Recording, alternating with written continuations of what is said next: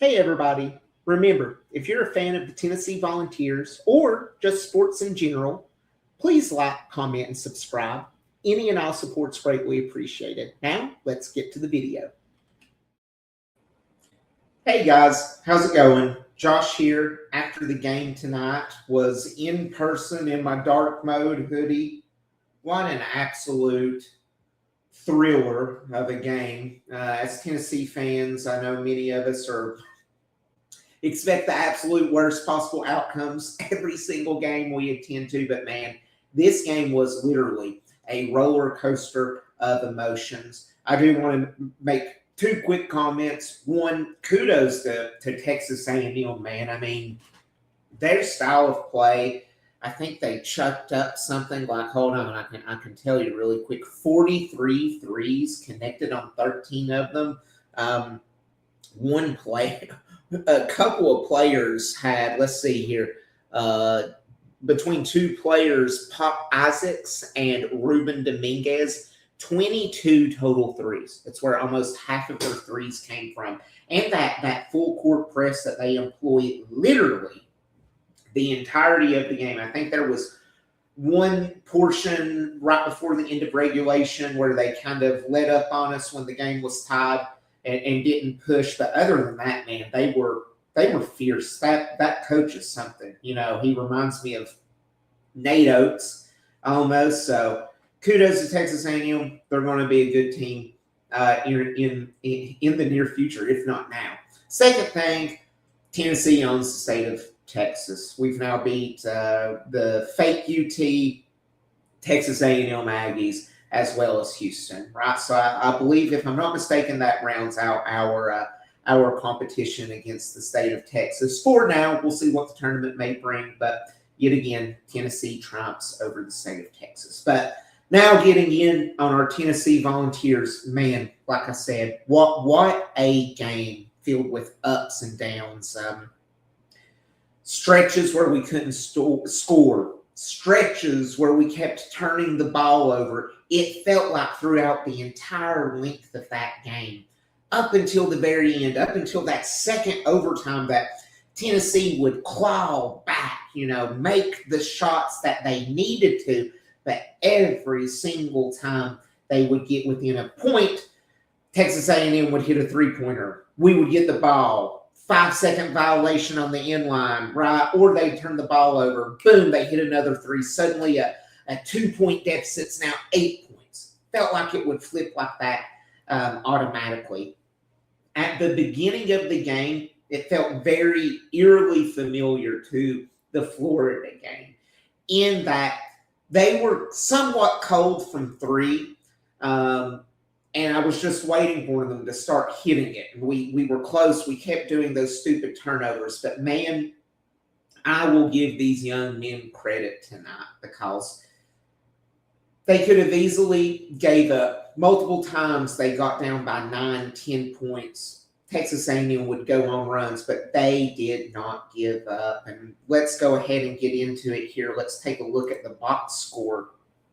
Just an awesome effort tonight. A couple of things I want to point our direction to. Out-rebounded Texas A&M by 25 rebounds. We were absolutely filthy on the boards, right? 6 more turnovers, so we cut it down. 6 more turnovers rather than Texas A&M finishing at 19 turnovers. So it wasn't quite the 24 turnover mark as we had against Florida, but still some really, really stupid turnovers. One that comes to mind, Bishop Boswell. We get a rebound. We're breaking, doing a fast break down the court. He's on the far right side. Someone's on the left. I can't even remember who he tries to throw it to, but he lobs it over his head, throws it out of bounds. Rick Barnes immediately yanks him out. That's the type of play that you have to clean up. If you do not, it will cost you close games like this, right? So that big rebound margin was crucial to us. Something else that I want to call out, 74% from the charity stripe, 31 of 42.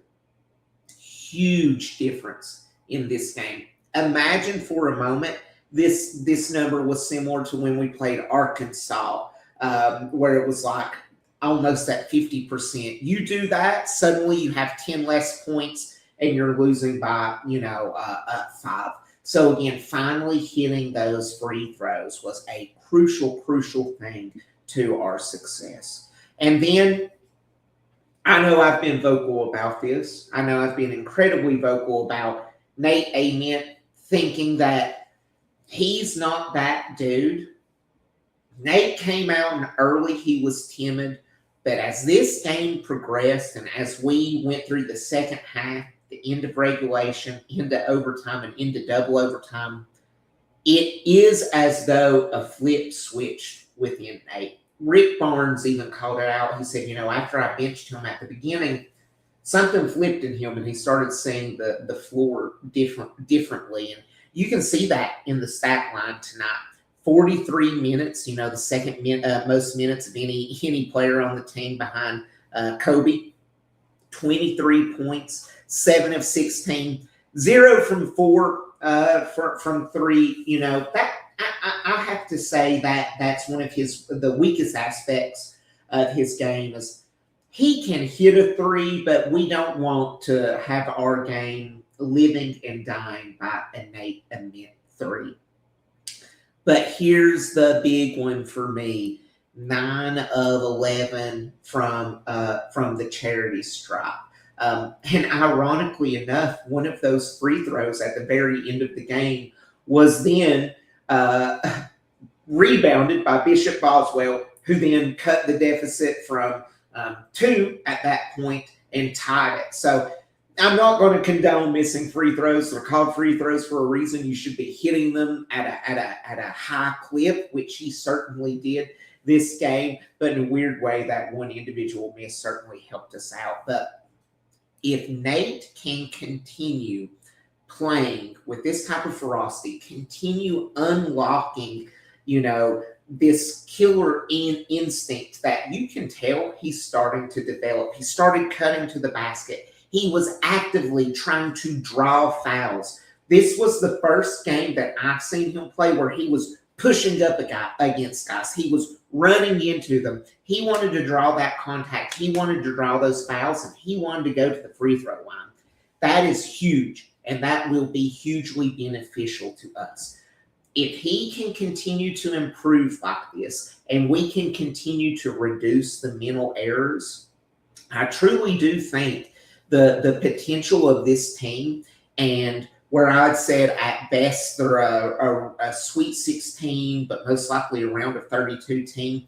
If Nate can continue to improve and we start playing smart basketball, mark my words, we can make another Elite 8 run, if not a Final 4 run. I am incredibly confident in that. But again, a huge upcoming test against the Kentucky Wildcats. Yeah, we got to get those jabs in. They're rivals. But tonight, just absolute cinema. Got everyone who was in attendance, except for those fans who left right before the end of the game. I saw you all walking out. There was a lot of people when we were down by 3 shooting free throws, just heading out of the building. Terrible look by our fans. It's beside the point. Got to support our guys. But have a huge game this coming weekend, but tonight was electric. Double overtime, Nate Ament, becoming his own guy, really unlocking something, cutting down on the mental errors in the second half of the game. This is a huge thing for us. So, again, let me know what you think in the comments. Did this game weirdly give you a little bit more hope? Does it make you a little bit more worried? Put it down in the comments below, and I look forward to reading what y'all say. Thanks. Thanks again for stopping in today. And remember, if you like this content, I can't ask enough. Please like, comment, and subscribe. Any and all support's greatly appreciated. And as always, go Vols!